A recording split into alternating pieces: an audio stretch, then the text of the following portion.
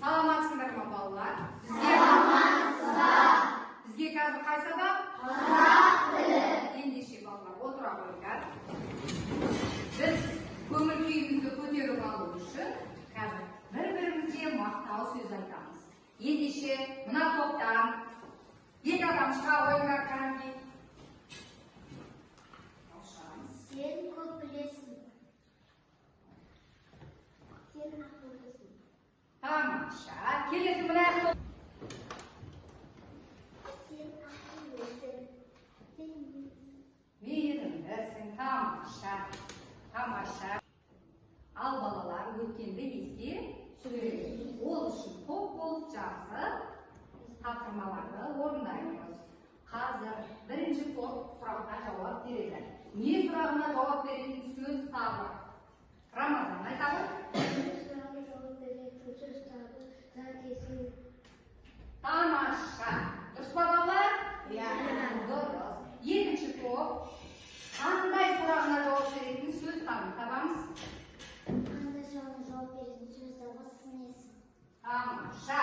Дұрыс па балалар? Дұрыс. Келесі топ, үшінші топ, не істеді сұрағына жауап беретін сөз табын табамыз. Жазыңызға. Етістік. Тамаша. Келесі бірінші топ, 120. Бұл қай сөз табына жатады? Сөз табына жатады. Санесін. Дұрыс па балалар? Дұрыс.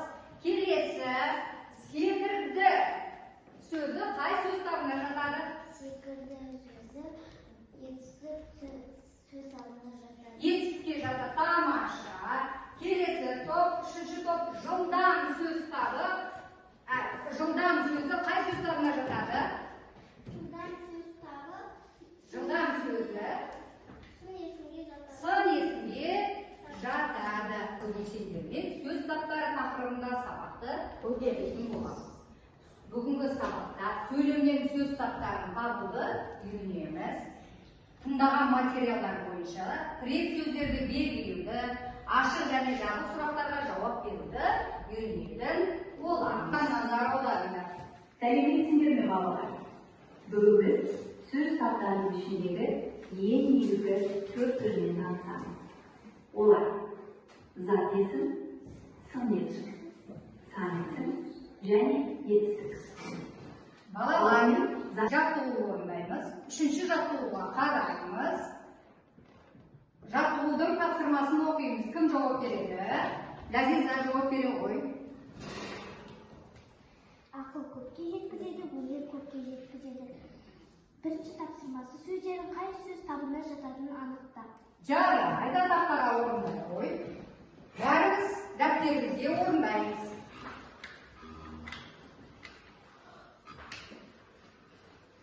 Ақыл.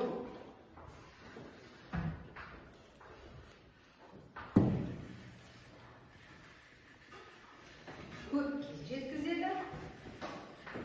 Балалар, ручкаларыңды қойып, бері қарай назарларыңды аударыңдар. Қазір біз сендерге мынандай адамы ұясына қондыр деген ойын ойнаймыз. Сендерге сын есім, сендерге етістік, екінші топқа, үшінші топқа зат есім. Міне осы мына жердегі араларды не қыламыз балалар? Ұясына қондырамыз.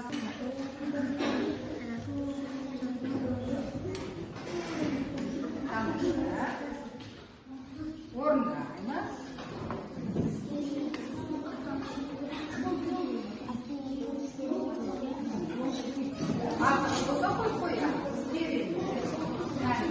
Балалар, екінші топтан кім жауап береді?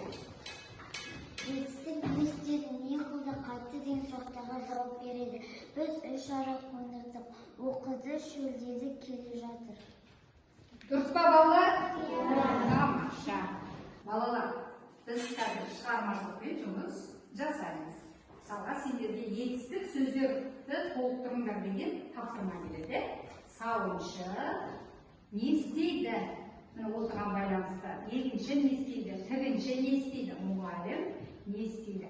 Осыған байланысты етістік сөздерді қоя отырып өлең жолдарын құрастырасың.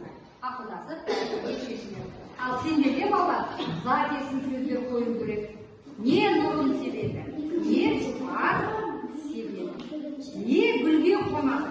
Бұл қай кезде болады деген өлең жолдарын сұрастыруымыз керек.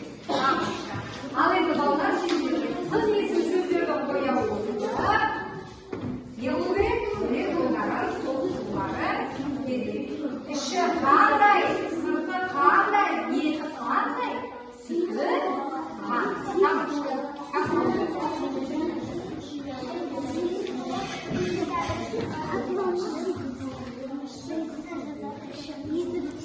Ал кәмпит дайын болса, бірінші топтан кім оқиды тапсырма?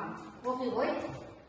Сауықшы сиыр сауады, екінші егін егеді, тігінші киім тігеді, мұғалім сабақ береді. Тамаша, балалар, кәмпит. Екінші топ кәмпит. Наурыз орнай болсын. Бір нұрын себеді, гүлдер жұпар себеді, ара гүлге қонады, бұл қай кезде болады? Дұрыс па балалар? Затетін сөздер дұрыс қойған ба? Келесі топ. Сүті қатты, еті жұмсақ, сүті тәтті. Керемет, қандай сөздерді қойыңдар? Сын есім сөздерді қойыңдар. Керемет балалар. Бәріміз бүгінгі сабақты түсіндік па? Өздерің дұрыс бағаладыңдар ма? Түсіндік па? Ендеше қандай деңгейде түсінгендеріңді білу үшін кері байланыс күймешелерін басуымыз керек. Кәдімге бастайық.